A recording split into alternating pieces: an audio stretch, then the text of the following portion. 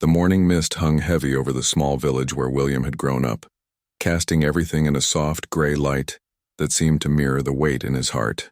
He stood at the kitchen window of his childhood home, watching Kate in the garden below. She moved with the same gentle grace that had first captured his attention all those years ago, tending to the roses his mother had planted decades before.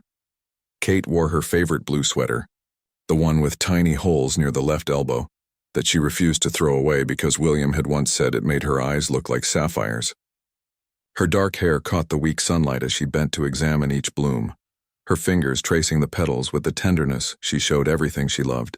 William knew she was trying to memorize every detail, just as he was memorizing the way she looked in this moment. They had received the news 3 weeks ago. The doctors had been kind but clear, their gentle voices unable to soften the blow. Kate's illness had progressed faster than anyone had anticipated. The treatments that had given them hope for months were no longer working. The specialists in London had done everything they could, but sometimes love and medicine weren't enough to change what was written in the stars. William had watched Kate absorb the information, with that quiet strength that had carried her through so many challenges in their 32 years of marriage. She had nodded, asked practical questions about timing and comfort care, and then had surprised everyone by requesting to go home to their village. Not to the house they had built together in the suburbs, but to this old cottage where William's grandmother had once lived, where they had spent their honeymoon so many years ago. The decision had puzzled their children at first. Sarah, now 28 and living in Edinburgh with her own family, had wanted her mother close to the best hospitals. James, 25 and working in London, had argued for staying near the medical facilities. But Kate had been firm in her quiet way, explaining that she wanted to spend her remaining time surrounded by memories of their happiest moments, in the place where they had first dreamed of growing old together. Now, as William watched his wife move through the garden with deliberate slowness, he understood her choice completely. Every corner of this cottage held pieces of their story. The kitchen table where they had planned their children's birthday parties, the living room where they had danced to their wedding song on quiet Sunday evenings, the bedroom where they had whispered their dreams and fears in the darkness, building a life together one conversation at a time. Kate looked up and caught him watching her through the window.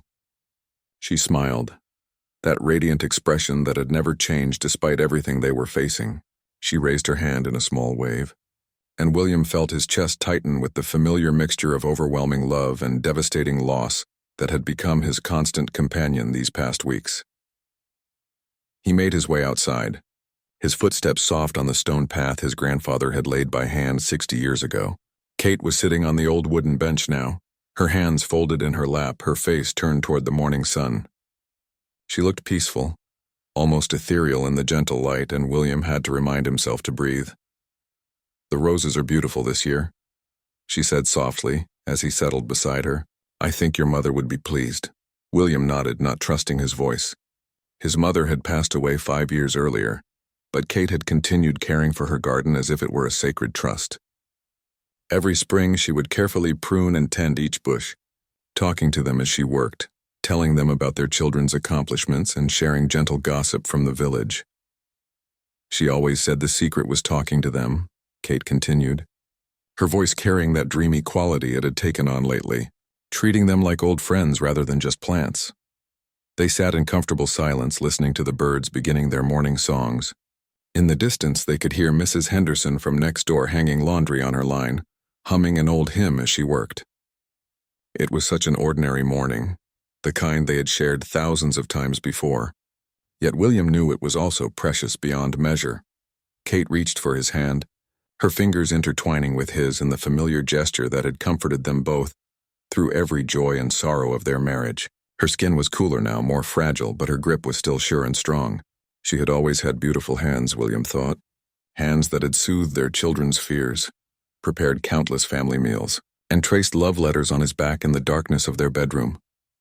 "I've been thinking about our first morning here," she said, her voice barely above a whisper.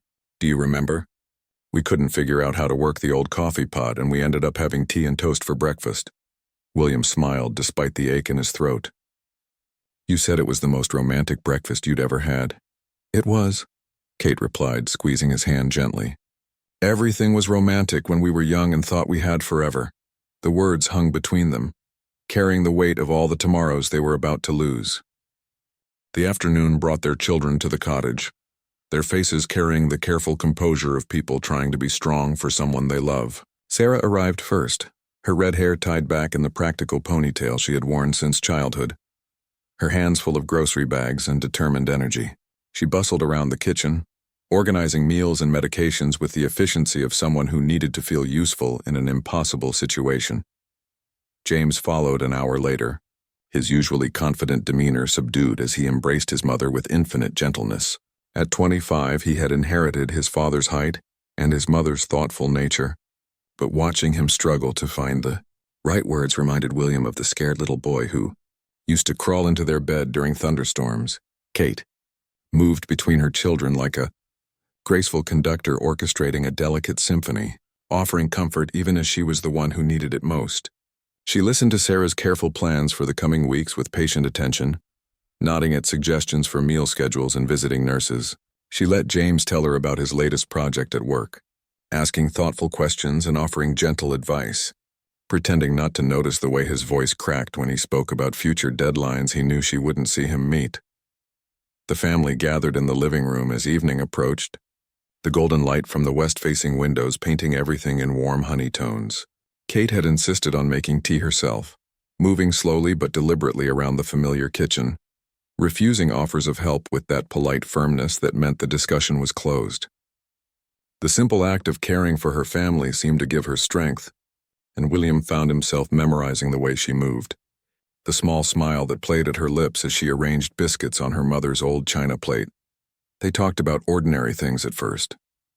Sarah shared stories about her 3-year-old daughter Emma, who had started asking why Grandmama looked so tired lately. James told them about his new flat in London, describing the tiny kitchen with such enthusiasm that they all knew he was trying to fill the silence with normalcy. Kate listened to every word, asking questions and offering suggestions as if they were planning for years of future visits. As the sky deepened to purple outside the windows, their conversation grew quieter, more reflective. Kate began sharing memories that seemed to rise from some deep well of love she had been saving for this moment. She talked about the day Sarah was born, how William had cried harder than she had when they first heard their daughter's voice.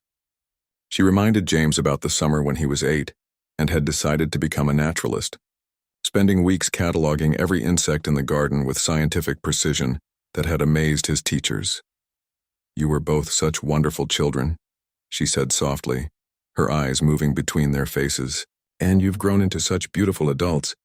I'm so proud of the people you've become, the kindness you show to others, the way you love your families." Sarah reached for her mother's hand, tears finally spilling over despite her efforts to stay composed. "Mom, please don't talk like you're saying goodbye." Kate's smile was infinitely tender. "I'm not saying goodbye, darling. I'm saying thank you. Thank you for filling my life with so much joy, for teaching me what it means to love someone more than yourself, for giving me the privilege of being your mother." James moved to sit on the floor beside Kate's chair, resting his head against her knee the way he had as a small child. "We're not ready," he whispered. "No one ever is," Kate replied, her hand stroking his hair with automatic tenderness. "But ready or not, we love each other, and that love doesn't end just because circumstances change. The love you've given me, the love I have for you, that's permanent. That's the part of us that lives forever." William watched this exchange from his place on the sofa, his heart breaking and healing simultaneously. He had known Kate was remarkable from their first meeting, but seeing her comfort their children while facing her own mortality revealed depths of grace he was still discovering. She was teaching them how to let go with love, how to hold both grief and gratitude in the same moment. As the evening wore on, they found themselves sharing more stories, each memory a gift passed between them. Kate told them about the day she had met their father, how she had known within minutes that he was going to change her life completely. William described their wedding day, the way Kate had laughed when it started raining just as they stepped out of the church, declaring it good luck rather than disaster. The house filled with the sound of gentle laughter and occasional tears, the complex music of a family learning to celebrate a life while preparing to mourn its ending. Outside, the village settled into its quiet evening rhythm, unaware that in this small cottage love was transforming into something larger than loss. The following morning brought unexpected visitors to the cottage door. Word had quietly spread through the village about Kate's condition, carried on the gentle current of concern that flows through small communities where everyone's joys and sorrows are shared. Mrs. Patterson from the corner shop arrived first, carrying a basket of Kate's favorite lavender scones and staying just long enough to press Kate's hands between her own weathered ones and whisper a few words of love. Throughout the day, neighbors appeared with offerings both practical and symbolic. Mr. Davies brought fresh eggs from his chickens, explaining that the brown ones were from Henrietta, Kate's favorite hen who always seemed to lay the largest eggs when Kate visited the farm. Young Tommy from down the lane appeared with a bouquet of wildflowers he had picked from the meadow where Kate used to take him and his sister on nature walks when they were small. Kate received each visitor with the same gracious warmth she had always shown, settling them in the living room with tea and treating each offering as a precious treasure. She seemed to understand instinctively that these visits were as much for the visitors as for her, that allowing people to express their love was its own form of gift-giving. William marveled at his wife's intuitive wisdom as he watched her with each guest. She had always possessed this rare ability to make others feel valued and heard, but now it seemed magnified, as if approaching the end of life had stripped away everything non-essential, leaving only the pure essence of her caring nature. Father McKenna arrived in the afternoon, his kind eyes crinkling at the corners as Kate insisted on making him a proper cup of tea before they talked. The elderly priest had baptized both Sarah and James, performed their wedding ceremony 32 years ago, and had become not just their spiritual advisor, but a dear friend. He settled into William's father's old armchair as if he belonged there, which William reflected he rather did. "I've been thinking about your garden, Kate," Father McKenna said, accepting his teacup with hands that trembled slightly with age, "about how you've tended it all these years, how you've coaxed beauty from what seemed like empty earth each spring." Kate smiled, understanding immediately where he was leading. "The seeds look dead when you plant them, don't they? Dry and lifeless, but they're full of potential, waiting for the right conditions to show what they really are." "Exactly," the priest nodded. "Death isn't the opposite of life, you know. It's just another kind of planting. Another way of trusting that love continues in forms we can't always see." They talked for an hour about faith and fear, about the mystery of what comes after this life, about the kinds of legacies that matter most. William found comfort in their gentle theological discussion, in Kate's thoughtful questions and Father McKenna's reassuring presence. Even facing the unknown, Kate approached it with the same curiosity and grace she had brought to every other challenge in her life. After the priest left, Kate grew contemplative, spending long minutes staring out at the garden where the late afternoon light was beginning to slant through the apple trees. William could almost see her thoughts moving like water, flowing around the reality of her situation with acceptance rather than resistance. "I want to write letters," she said suddenly, turning to him with a clarity of purpose that reminded him of the young woman who had once announced she was going to learn French and then proceeded to become fluent within 2 years. "For Sarah and James, for their children when they're older. For you." William felt his throat constrict. "Kate, I know it might seem morbid," she continued gently, "but I keep thinking about all the moments I'm going to miss.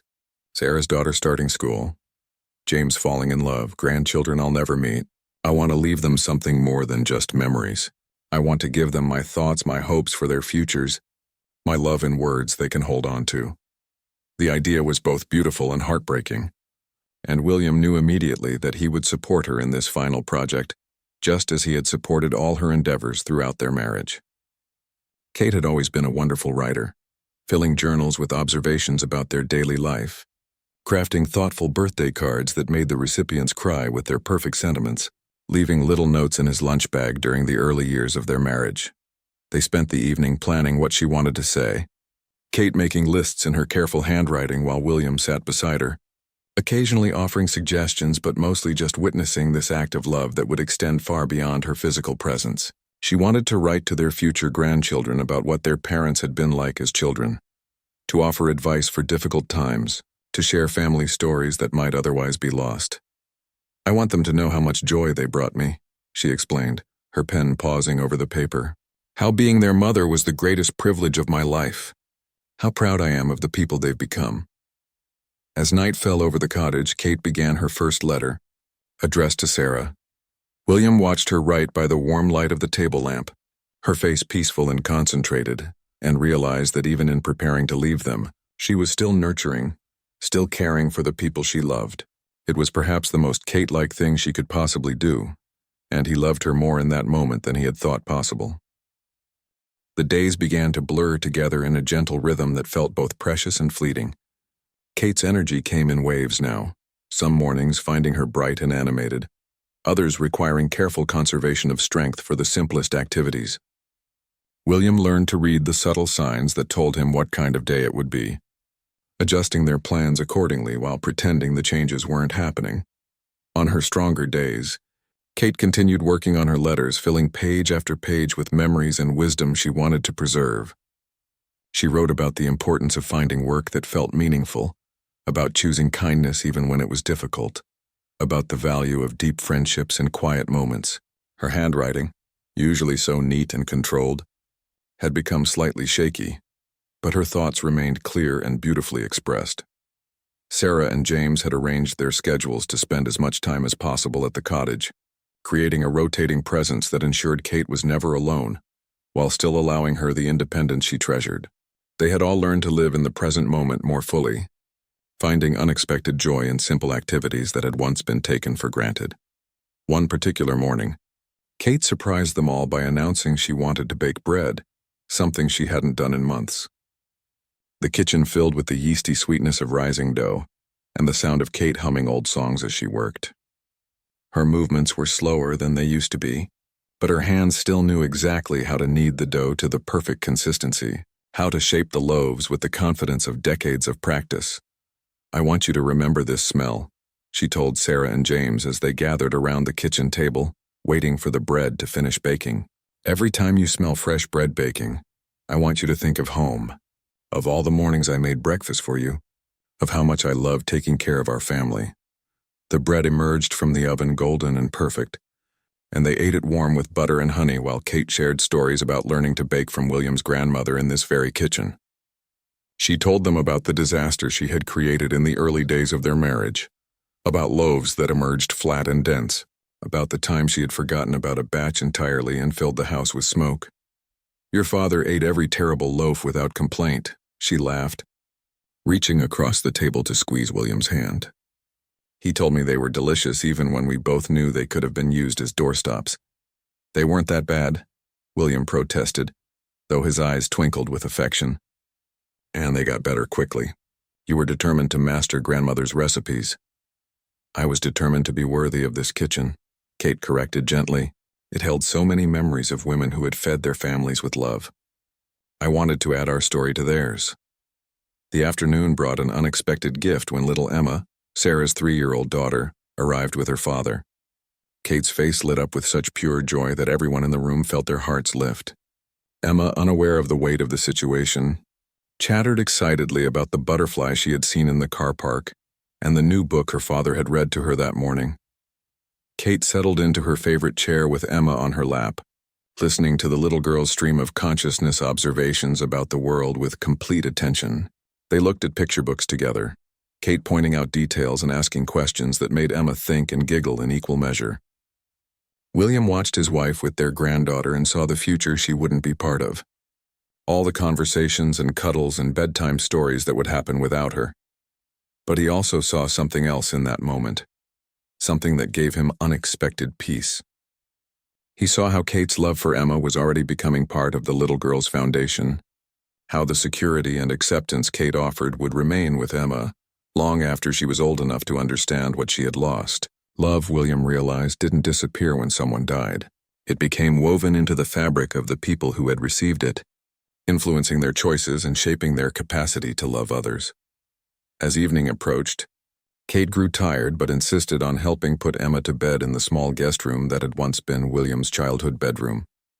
She sang the same lullabies she had sung to Sarah and James decades earlier, her voice softer now but still carrying all the warmth and safety that had comforted her own children through countless nights.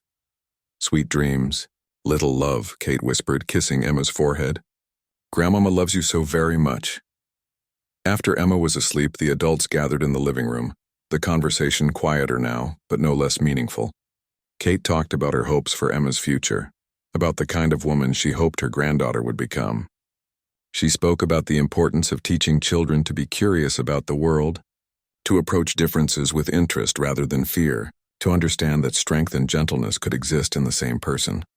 She's going to be extraordinary, Kate said with certainty. I can see it in the way she notices things, how she processes information. She has that spark of wonder that, if nurtured properly, will take her anywhere she wants to go. The evening ended with Kate asking William to help her to the garden one more time before bed. They stood together among the roses in the moonlight, breathing in the cool night air and listening to the distant sound of the stream that ran behind the cottage. Kate leaned against him and William wrapped his arms around her, both of them acutely aware of how fragile and precious this moment was. I'm not afraid anymore, Kate said quietly. I was at first. Afraid of the pain, afraid of leaving you all, afraid of the unknown. But I'm not afraid now. William held her closer, feeling the truth of her words and the relaxed weight of her body against his. What changed?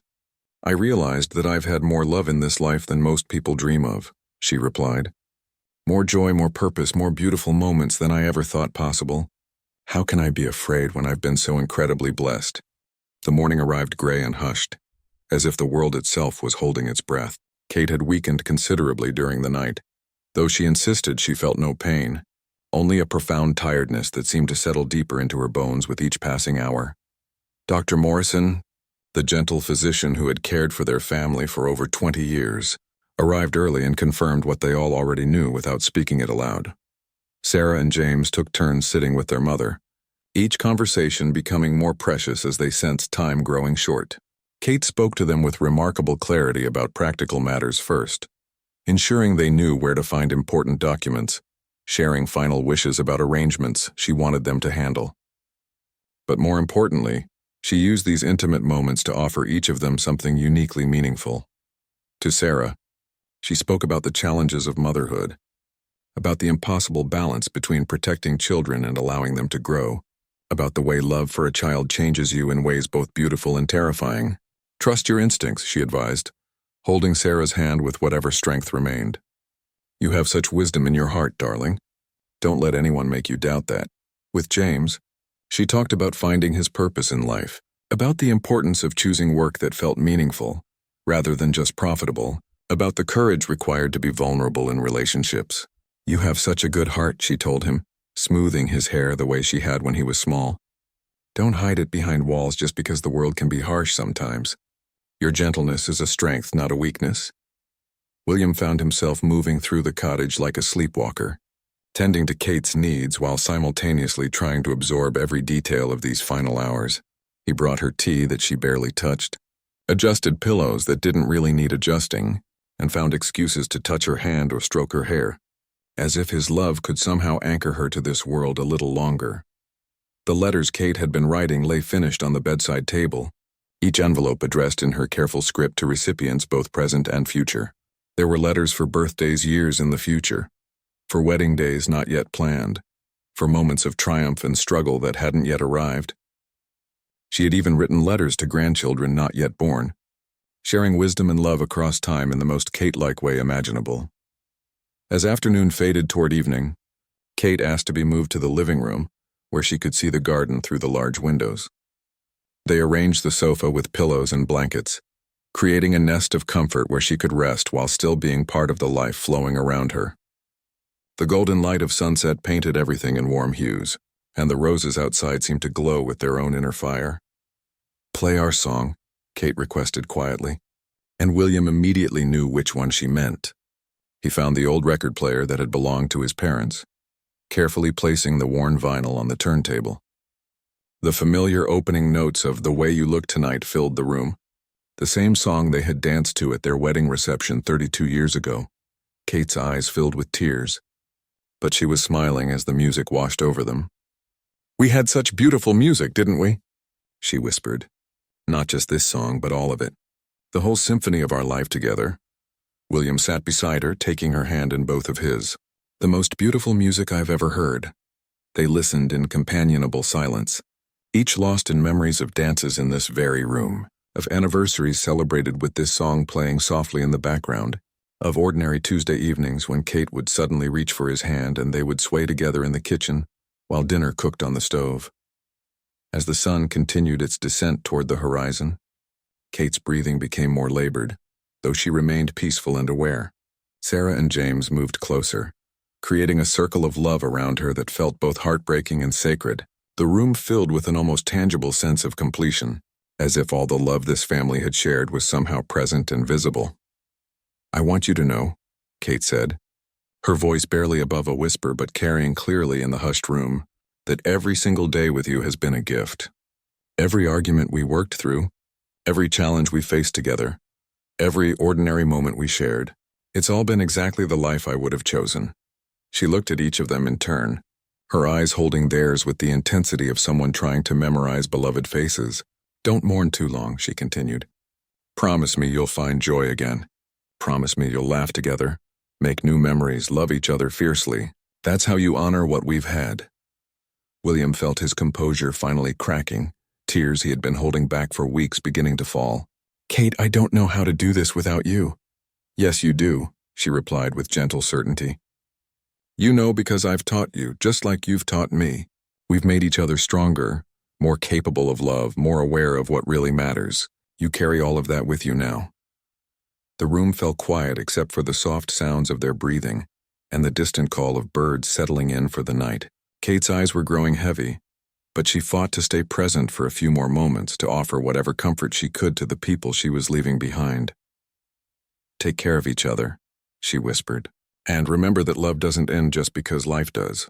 I'll always be part of you in every kindness you show, every moment of joy you experience, every time you choose love over fear." As twilight deepened outside the windows, Kate's hand relaxed in William's, her breathing becoming shallow and peaceful. The family held vigil together, their love creating a sacred space around her transition from this world to whatever lay beyond. Kate passed away peacefully as the first stars appeared in the darkening sky, her hand still clasped in William's, surrounded by the love that had defined her entire life. The moment felt both profound and surprisingly gentle, as if she had simply stepped from one room into another, leaving behind only the shell of the body that had carried her remarkable spirit for 55 years. William remained beside her for a long time, memorizing her peaceful expression, the way the last light from the window seemed to illuminate her face with an almost ethereal glow. Sarah and James wept quietly, but there was something beautiful in their grief, a recognition that they had been present for something sacred, that their mother had left this world exactly as she had lived in it, surrounded by love and grace.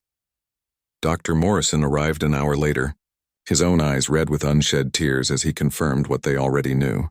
He had delivered both Sarah and James, had seen Kate through illnesses and celebrations over the years, and losing her felt like losing a member of his own extended family.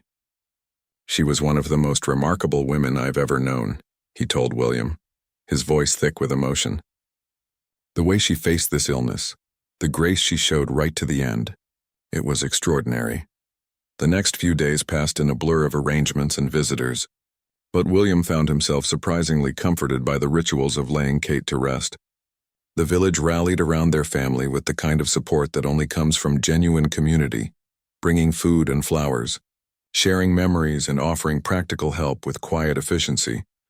Kate had left detailed instructions about her service, wanting it to be a celebration of life rather than a traditional funeral. She had chosen readings from poets she loved, requested specific hymns that held meaning for their family, and asked that people be encouraged to share stories rather than formal eulogies. "I want people to laugh," she had written in her notes. "I want them to remember joy."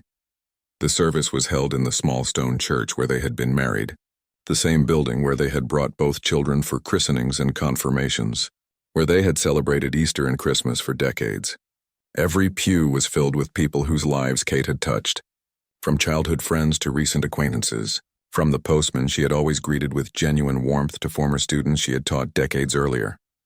Father McKenna spoke about Kate's gift for seeing the divine in everyday moments, about her ability to make others feel valued and heard. Sarah shared a story about her mother's terrible attempt at camping when she was 12, how Kate had insisted on trying to start a fire without matches because she wanted to connect with nature, only to admit defeat after an hour and suggest they go find a nice hotel instead. James told the congregation about the time Kate had convinced their father to dance in the rain during a family picnic, how she had pulled him from under the shelter with infectious laughter and led the whole family in an impromptu celebration of getting thoroughly soaked. "That was Mum," he said, his voice breaking slightly. "She found magic in the most ordinary moments and made sure we all saw it too." The stories continued for over an hour, each one revealing another facet of Kate's impact on the world around her. Mrs. Patterson told about the time Kate had organized the entire village to surprise old Mr. Thompson with a birthday party because she had noticed he seemed lonely. The headmaster from the local school shared how Kate had quietly paid for school supplies for children whose families were struggling, never wanting recognition but simply unable to bear the thought of any child going without. William listened to each story with a mixture of pride and amazement, realizing that even after 32 years of marriage, he was still discovering ways Kate had touched other lives. She had moved through the world with such quiet generosity that many of her kindnesses had been known only to their recipients, creating ripples of goodness that extended far beyond what he had ever imagined. As they left the church, William was struck by the sight of so many people lingering, reluctant to let the moment end. Children who had barely known Kate stood beside elderly villagers who had watched her grow up, all of them somehow connected by the love she had shared so freely. The conversation continued in small groups scattered across the churchyard, people sharing more memories and finding comfort in their shared sense of loss. Back at the cottage that evening, William sat alone for the first time since Kate's diagnosis. Sarah and James had reluctantly returned to their own homes, needing to attend to responsibilities that had been postponed, but could no longer wait. The house felt impossibly quiet without Kate's presence, yet somehow it also felt full of her, every room holding echoes of her laughter and love. William found himself drawn to the kitchen table where Kate had written her final letters. He picked up the envelope marked with his name, feeling the weight of her words even before reading them. Inside, her familiar handwriting covered several pages, telling him how grateful she was for their life together, how proud she was of the man he had become, how confident she felt about his ability to find happiness again. "My dearest William," the letter began, "if you are reading this, then I have gone ahead to whatever comes next, leaving you to continue the beautiful life we built together. Please don't think of this as an ending, but as a transformation. The love we shared doesn't disappear just because I am no longer physically present. It lives on in you, in our children, in every person who was touched by what we created together." The letter continued for several pages, filled with memories of their happiest moments, expressions of gratitude for small kindnesses he had shown her over the years, and gentle encouragement for the future he would face without her. She wrote about her hopes for his continued happiness, about the importance of staying connected to Sarah and James, about the possibility that he might find love again someday. "Don't feel guilty about moving forward," she had written. "The greatest tribute you could give our marriage would be to continue living fully, loving deeply and finding joy in each new day. You have so much love left to give, William. Please don't let my absence convince you otherwise." 6 months had passed since Kate's death, and William was learning that grief was not a destination but a journey with unexpected turns and changing landscapes. Some days brought overwhelming sadness that seemed to come from nowhere, washing over him while he was doing something as simple as making tea or reading the newspaper. Other days surprised him with moments of genuine peace, even occasional happiness, that made him feel guilty until he remembered Kate's words about honoring their love by continuing to live fully. The cottage had become both sanctuary and challenge. Every corner held memories that could either comfort or devastate him, depending on his emotional state on any given day. The kitchen still smelled faintly of the bread Kate had baked during her final weeks. Her reading glasses remained on the bedside table exactly where she had left them. Her favorite coffee cup sat in the cupboard, clean and waiting, though William couldn't bring himself to use it or put it away. Sarah and James visited regularly, their own grief manifesting in different ways. Sarah threw herself into activity, organizing family photos into albums, digitizing old home videos, and creating memory books for Emma to have when she was older. James had become more thoughtful and introspective, often calling just to talk about memories or to share something, that had reminded him of his mother. The village continued to embrace William with the kind of steady support that didn't require words or dramatic gestures. Mrs. Patterson still brought fresh scones every Tuesday, though now they came with subtle invitations to join her for tea, rather than being left on the doorstep. Mr. Davies mentioned needing help with some minor repairs around his farm, offering William purposeful activity disguised as friendship. Father McKenna stopped by regularly, sometimes to talk about spiritual matters, but often just to sit in comfortable silence or share observations about the changing seasons. On a particularly difficult Thursday morning, William found himself drawn to Kate's garden, which had been tended by various neighbors throughout the winter, and was now showing signs of spring's return. The roses were beginning to bud, and the perennials Kate had planted years earlier were pushing through the earth with determined life. He knelt beside the flower bed where she had spent her final morning, remembering her gentle hands among the blooms, her quiet contentment as she had worked. As he began to pull weeds and prepare the soil for spring planting, William felt something shift inside him. This was not just maintenance of Kate's garden, but a continuation of her care, a way of honoring what she had created while adding his own contribution to its ongoing beauty. For the first time since her death, he felt genuinely connected to something larger than his grief. Emma's 4th birthday arrived in late spring, and William surprised everyone, including himself, by offering to host the party in the cottage garden. Kate had always loved children's birthday parties, and the idea of filling the space with laughter and celebration felt right in a way he couldn't fully explain. Sarah was initially hesitant, worried about whether it might be too emotional for him, but William insisted he wanted to do it. The party was a beautiful chaos of children running through the garden while adults gathered in small groups, sharing memories and marveling at how much Emma had grown. William found himself telling stories about Kate to some of the younger guests who had never met her, describing her love for butterflies and her talent for making up fairy tales on the spot. He realized that talking about Kate brought her alive in a way that keeping silent about her never could. As evening fell and the guests departed, Emma insisted on helping William pick flowers for her mother to take home. "Grandmama loved these roses," she said matter-of-factly, her small hands carefully selecting the prettiest blooms. "Daddy told me she talks to them from heaven now." William felt his throat tighten, but also experienced a surprising warmth at the child's simple faith. "I think you're right," he told her, "and I think she would love knowing that you're helping take care of them." Later that night, alone again in the cottage, William read through more of Kate's letters. She had written birthday messages for Emma through her 18th birthday, each one age-appropriate and filled with wisdom about growing up, making friends, and staying true to herself. There were letters for hypothetical graduations, first heartbreaks, wedding days, and the birth of future children. Kate had somehow managed to remain present for a future she would never see. Summer brought unexpected developments. William began volunteering at the local library, helping elderly patrons navigate new computer systems and assisting with children's reading programs. The work gave him purpose and brought him into contact with people who knew him as himself, rather than as the widower receiving sympathy. He found that he enjoyed helping others learn new things, discovering that he had inherited some of Kate's natural teaching ability.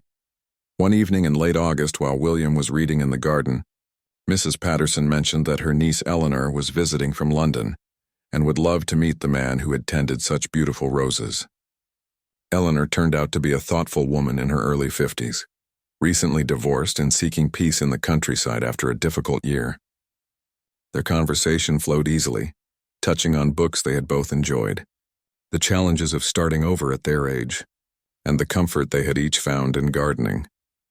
William felt no romantic attraction to Eleanor, but he found their friendship refreshing and comfortable. For the first time since Kate's death, he was able to have a meaningful conversation with someone who didn't treat him primarily as an object of sympathy. They began corresponding after Eleanor returned to London, sharing book recommendations and observations about their respective healing journeys. As autumn approached, marking nearly a year since Kate's diagnosis, William realized that his grief had evolved into something more complex and manageable.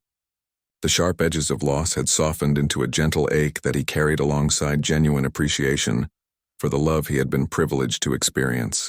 He could now remember Kate without being overwhelmed by sadness, could speak her name without his voice breaking. could imagine a future that honored their past while remaining open to new possibilities. The anniversary of Kate's death arrived with surprising peace. William spent the morning reading her final letter one more time, then walked to the village church where he placed fresh roses from their garden on her grave. The stone was simple, bearing only her name, dates, and the words beloved wife, mother, and friend. But William felt her presence there as strongly as he did in the cottage they had shared. Standing in the quiet churchyard, William realized that Kate had been right about love not ending with death. She lived on in every kindness he showed others, every moment of joy he allowed himself to experience, every time he chose hope over despair. Their love story hadn't ended. It had simply transformed into something that could bridge the gap between this world and whatever lay beyond. As he walked home through the village, greeting neighbors and stopping to admire Mrs. Davy's new puppy, William felt something he hadn't experienced in months: anticipation for tomorrow. Not because he had forgotten Kate or moved past his love for her, but because he finally understood that carrying her love forward meant continuing to live with the same openness and grace she had modeled throughout their 32 years together. The cottage welcomed him home with late afternoon sunlight, streaming through the windows, illuminating the photographs of their life together that still covered the mantelpiece. William made himself tea in Kate's favorite cup for the first time since her death, raising it in a silent toast to the woman who had taught him that love's greatest triumph was not its ability to last forever, but its power to transform ordinary moments into something sacred and beautiful.